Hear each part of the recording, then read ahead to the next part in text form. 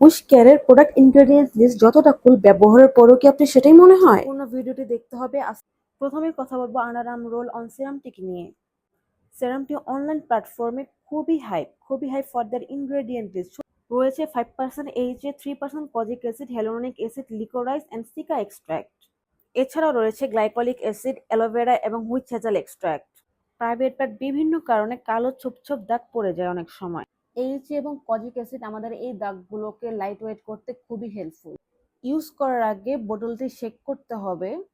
প্রায় 2 মাস ব্যবহার করার পর আমি লক্ষ্য করেছি আমার আর্মপিটের কালো দাগ কিছুটা লাইট ওয়েট হয়েছে। বাট আপনি যদি মনে করেন একবারে দাগ ভ্যানিশ করে দিতে করবে, তাহলে এই প্রোডাক্ট আপনাকে জাস্ট ডিসঅ্যাপয়েন্ট করে ফেলবে।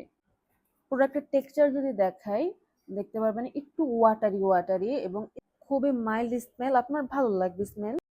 এরপর সেকেন্ড হাইপ যে প্রোডাক্টটি নিয়ে কথা বলবো, WishCare ceramide lip tint বামটিকে নিয়ে। এই প্রোডাক্টটা সবার পছন্দ থাকার একটি কারণ এখানে SPF 50 রয়েছে, যা আপনি ডে টাইমে যখন ইউজ করবেন সান থেকে একটা ভালো পরিমাণ প্রোটেকশন এখানে পাবেন। এছাড়াও রয়েছে নিয়াসিনামাইড, কজিক অ্যাসিড এবং ওয়াটারমেলন এক্সট্রাক্ট, যা আপনার লিপসে যদি কালো দাগ বা পিগমেন্টেড থাকে সেক্ষেত্রে এই লিপ টিন্টি বামটি তা রিমুভ করতে হেল্প করবে। আপনারা দেখতেই পাচ্ছেন আমি এটা অনেকদিন যাবত ইউজ করেছি।